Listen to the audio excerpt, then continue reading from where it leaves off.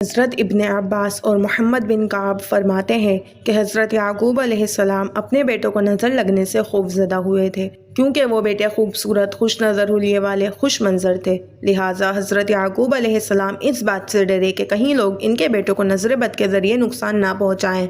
رسول اللہ صلی اللہ علیہ وسلم نے فرمایا، نظر بد آدمی کو قبر اور اونٹ کو دیگچی تک پہنچا دیتی ہے، کیونکہ نظر لگنا حق ہے۔ رسول اللہ صلی اللہ علیہ وسلم نے ارشاد فرمایا، نظر بد لگنا حق ہے، اور اگر تقدیر پر کوئی حاوی ہو سکتا تو یقیناً نظر بد حاوی ہو جاتی، اور اگر تم لوگوں کو غسل دینے کا کہا جائے تو غسل دو۔ نظر ماں باپ کی بھی لگ جاتی ہے، اپنے آپ کی بھی، لیکن سب سے خطرناک نظر حاسد کی نظر ہے۔ لیکن ہر حاسد کی نظر نہیں لگتی۔ جب حاسد حسد کرتے ہیں تو ہمیں ان کے شر سے اللہ کی پناہ طلب کرنے کا حکم اور تعلیم دی گئی ہے۔ بڑوں کی نسبت بچوں پر نظر بد کا اثر جلدی ہو جاتا ہے۔ ایک دفعہ رسول اللہ صلی اللہ علیہ وسلم نے جعفر طیار رضی اللہ عنہ کے بچوں کو دیکھا تو ان کی والدہ اسماء بنت امیس رضی اللہ عنہا سے دریافت فرمایا، کیا معاملہ ہے؟ میں اپنے بھائی کی اولاد کے جسم دبلے پتلے دیکھ رہا ہوں، کیا انہیں کوئی مشکل، بھوک، بیماری یا تکلیف وغیرہ درپیش ہے؟ اسماء بنت امیس رضی اللہ عنہا نے عرض کیا، جی نہیں، لیکن انہیں بہت جلد نظر لگ جاتی ہے۔ تو رسول اللہ صلی اللہ علیہ وسلم نے اسماء بنت امیس رضی اللہ عنہا کی اس بات کی تائید فرماتے ہوئے ارشاد فرمایا، ان پر دم کرو۔ حضرت اسماء بنت امیس رضی اللہ عنہا کا فرمان ہے کہ میں نے رسول اللہ صلی اللہ علیہ وسلم کی خدمت میں دم کے الفاظ پیش کیے تو فرمایا، ان پر دم کرو۔ دم سے مراد وہ الفاظ ہیں جن کے ذریعے اللہ تعالیٰ کے حضور نظر بد، جادو، آسیب اور بیماری وغیرہ سے نجات اور شفا حاصل کی جاتی ہے، اور کسی شک اور شبے کے بغیر یہ کہنا حق ہے کہ اس کام کے لیے قرآن کریم کی آیات مبارکہ اور رسول اللہ صلی اللہ علیہ وسلم کی صحیح ثابت شدہ احادیث مبارکہ میں بیان کردہ الفاظ کے علاوہ کوئی اور الفاظ استعمال کرنا جائز نہیں۔ نظر بد کی پہچان۔ نظر بد، جادو یا آسیب کا اثر ہونے کی بہت سی علامات ہوتی ہیں۔ کچھ علامات تو ایسی ہوتی ہیں جن کے ظاہر ہونے کی صورت میں مزید کسی جانچ کی ضرورت نہیں ہوتی، اور کچھ علامات ایسی ہوتی ہیں جن کا سبب جسمانی یا نفسیاتی بیماری یا غیر معمولی رویہ بھی ہو سکتا ہے۔ لہٰذا ہمیں اچھی طرح یہ سمجھ لینا چاہیے کہ کسی جسمانی مشکلات نمودار ہونے کی صورت میں اسے نظر بد کا شکار سمجھ لینے سے پہلے ضروری ہے کہ جسمانی طور پر اس کا طبی معائنہ کروایا جائے، اور کسی اچھے اور صحیح مستند نفسیاتی طبیب سے بھی اس کا معائنہ کروایا جائے، اور اگر ان دونوں اطراف سے اس میں کسی بیماری یا غیر معمولی حالت و کیفیت کا پتہ نہ چل سکے تو پھر نظر بد لگنے، کسی جادو یا آسیب وغیرہ کے اثر ہونے کے بارے میں سوچنا چاہیے۔ فی الفور اس بات پر یقین نہیں کر لینا چاہیے کہ نظر ہی لگی ہے یا کوئی جادو یا آسیب وغیرہ کا اثر ہو گیا ہے۔ جب نظر بد، جادو یا آسیب وغیرہ کے اثر انداز ہو چکنے کا یا ایسے کسی امکان کا معلوم کرنا ہو تو اس کا بہترین طریقہ یہ ہے کہ جس شخص کے بارے میں ایسا کوئی شک ہو اس شخص پر قرآن کریم کی تلاوت کی جائے، ان آیات کی تلاوت جو صحیح عقیدے اور عمل والے علماء کے تجربات کے مطابق اور بلا شک و شبہ اللہ تعالیٰ کی مشیت سے ایسے معاملات میں علاج کی تاثیر رکھنے والی ہوتی ہیں۔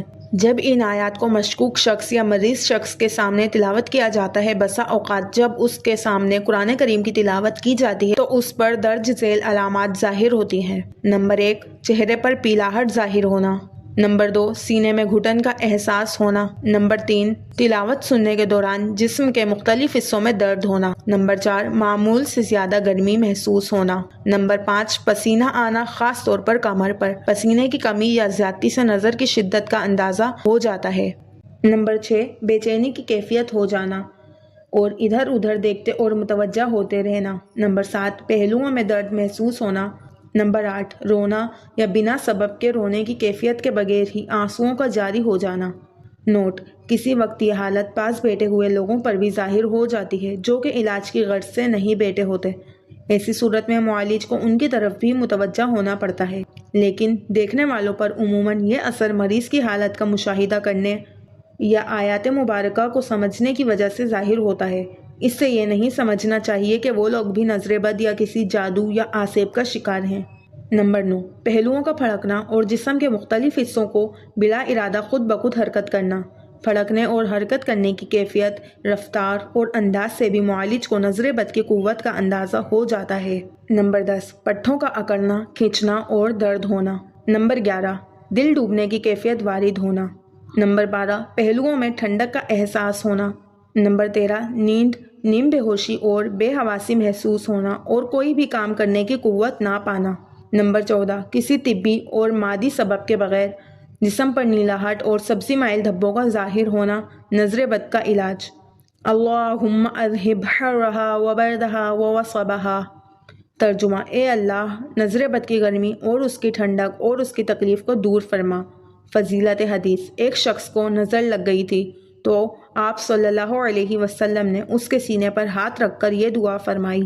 بچوں کی نظر اتارنے کا روحانی علاج، اگر آپ کو لگتا ہے کہ ہمارے بچوں کو بہت زیادہ نظر لگ جاتی ہے تو آپ کو یہ عمل کرنا ہے۔ صرف ایک وظیفہ سورۃ الکوثر کا، قرآن پاک کے 30ویں پارے کی سورت سورۃ الکوثر، یہ مکمل سورت پڑھ کر آپ بچے کے سیدھے گال پر دم کریں، پھر دوسری مرتبہ یہی سورت پڑھ کر بچے کے الٹے گال پر دم کریں، اور پھر تیسری مرتبہ بھی یہ سورت پڑھ کر بچے کی پیشانی پر دم کریں تو انشاءاللہ عز و جل بچوں کی نظر بد بھی اتر جائے گی اور انشاءاللہ اللہ پاک کی رحمت سے بچے نظر بد سے محفوظ رہیں گے۔ نظر ماں باپ کی بھی لگ جاتی ہے، اس لیے کہا جاتا ہے کہ ماشاءاللہ، الحمدللہ، سبحان اللہ یہ الفاظ استعمال کرنے چاہیے، بلکہ حدیث پاک میں فرمایا ماشاء اللہ لا قوت الا باللہ، اگر یہ کہہ دیا جائے تو نظر نہیں لگتی۔ اگر آپ کسی کی خوشی دیکھیں تو یہ کلمات پڑھ لیا کریں۔ چاہنے والوں کی بھی نظر لگ جاتی ہے، نظر اپنی بھی لگ جاتی ہے، لیکن سب سے خطرناک نظر حاسدین کی ہوتی ہے۔